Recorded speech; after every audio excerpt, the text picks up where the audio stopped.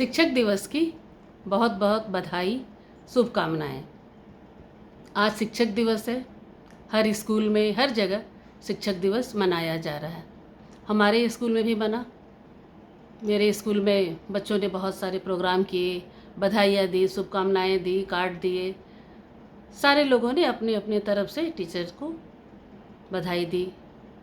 कुछ लोगों ने कुछ कुछ अलग अलग करके हमें खुश करने की कोशिश की कि हाँ भाई, टीचर खुश हो जाए। सबके अपने अपने विचार हैं। तो ये सब देख करके हमें बहुत गर्व महसूस होता है। मुझे तो बहुत ही अच्छा लगता है कि चलो, बच्चे इतनी आपकी कद्र करते हैं, आपको इतना मानते हैं। शिक्षक होने का गर्व तो एक अलग बात है ही, ठीक। क्योंकि क्या होता है ना कि बच्चे जो हैं, चाहे आज आपसे पढ़ रहे हैं या पढ़ लिख करके स्कूल से बाहर निकल कर कुछ अलग काम कर रहे हैं, नौकरी कर रहे हैं, बिजनेस कर रहे हैं, या जो भी अपने अपने क्षेत्र में बहुत ही आजकल के बच्चे अच्छा करते हैं। क्योंकि आज जो है बाहर हर तरह की नौकरियां हैं, व्यापार हैं। मतलब ऐसा कोई व्यक्ति नहीं है या ऐसा कोई छात्र नहीं है जिसके अंदर अगर कोई थोड़ा सा भी हुनर है तो वो जीवन में असफल हो सकता है। थोड़ी सी मेहनत तो खैर करनी ही पड़ेगी। तो मैं ये कह रही हूँ कि अगर आपका कोई लक्ष्य है, हर किसी का कोई ना कोई तो लक्ष्य होता ही है, तो अगर आपका लक्ष्य है तो उस लक्ष्य प्राप्ति के लिए आपको आगे बढ़ते जाना है। बढ़ने के रास्ते में बहुत सारी रुकावटें आएंगी, तो उन रुकावटों से घबराना नहीं है। और उन जो नकारात्मक बातें आपके जीवन में आती हैं, उन नकारात्मक बातों को आपको उसको सकारात्मकता की ओर ले जाना है। ये आपको खुद को देखना है कि ये बात जो है, इसको कैसे हम अपने हिसाब से या अपने स्तर से आगे बढ़ा सकते हैं और इसको जो है अपने पक्ष में कर सकते हैं। इस बारे में एक बताना चाहती हूँ, छोटी सी घटना या बात या कहानी, आप जो भी बोलो। कि एक ऊँट रहता है, बूढ़ा हो जाता है। जब वो ऊँट बूढ़ा हो जाता है तो उसका मालिक सोचता है कि अब तो मेरा ऊँट बूढ़ा हो गया है। उसी समय वो ऊँट अपने बुढ़ापे के कारण किसी गड्ढे में गिर जाता है। उसको दिखाई नहीं देता है या जो भी कारण था, वो गड्ढे में गिर जाता है। जब गड्ढे में गिरता है तो उसके मालिक को लगता है कि इसको कैसे निकाला जाए। जब निकालने की वो कोशिश कर रहा है तो गड्ढे से निकालना काफ़ी उसके लिए महंगा साबित हो रहा है। उसको मुश्किलों का सामना करना पड़ता है।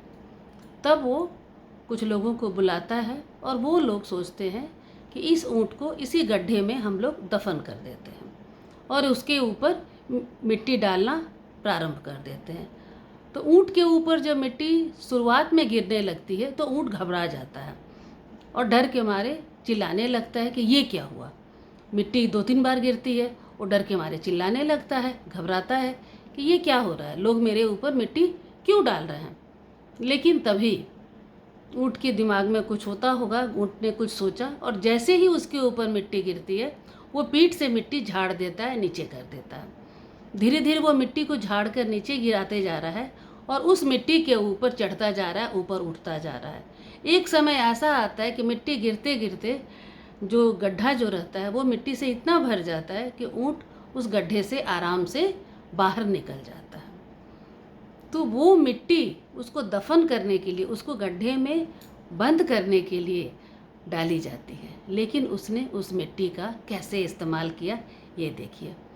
तो ऐसे ही जब आप कहीं किसी मुश्किल में पड़ते हैं या आप असफल हो रहे हैं जीवन में, तो लोग आपके ऊपर मिट्टी डालने का प्रयास करेंगे, आपको नीचे गिराने का प्रयास करेंगे, किसी भी तरह से आपको ये दिखाएंगे कि आप उसी गड्ढे में रहने के काबिल हो, आप आगे नहीं बढ़ सकते हो, निकलना आपके लिए मुश्किल है।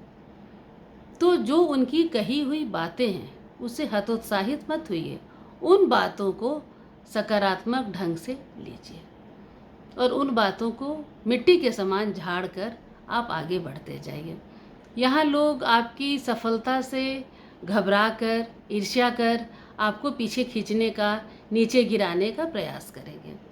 यहाँ उन सारी बातों को जो आपके विरोध में हो रही है, उन सब को अनसुना करना है, अनदेखा करना है और उन जो भी नकारात्मक बातें हैं, उन नकारात्मक बातों को अपने कान में न तो सुनना है और न ही उसके ऊपर ध्यान देना है।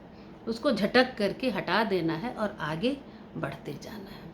उससे हतोत्साहित नहीं होना है, तभी आप अपनी मंजिल को पाइएगा।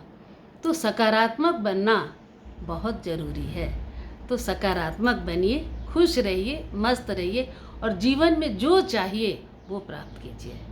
शिक्षक दिवस की बहुत बहुत शुभकामनाएं। अगर मेरी वीडियो आपको थोड़ी भी अच्छी लगी हो तो सब्सक्राइब कीजिए और लाइक कीजिए। धन्यवाद।